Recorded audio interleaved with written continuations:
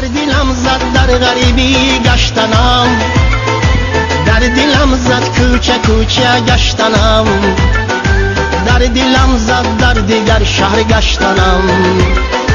خانه می روم نزد مادرم می روم، خانه می روم نزد مادرم می روم. در دلم زد در غریبی گشتنم، در دلم زد کوچه کوچه گشتنم، در دلم زد در دیگر شهر گشتنم. خانه می روم نزد مادرم می روم، خانه می روم نزد مادرم می روم.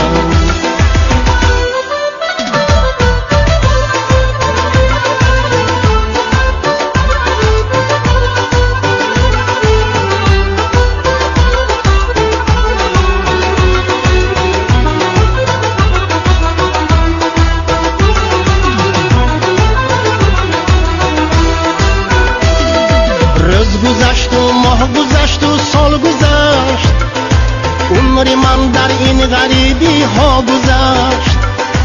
من ندانم چه سختیه در دلی من، این شبی من شب نمیسلی روز گذشت.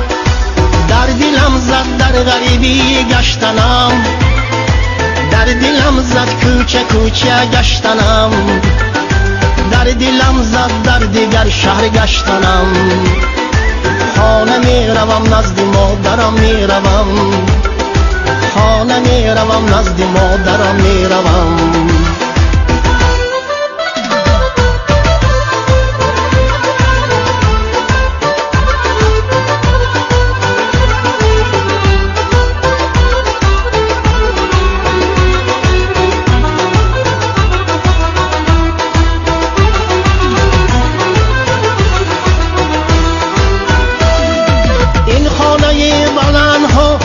چشم من نمی ارزد به یک کنجی خانه من، این همه زیبایی دیگر شهرها نمی ارزد به یک کلچه مادری من.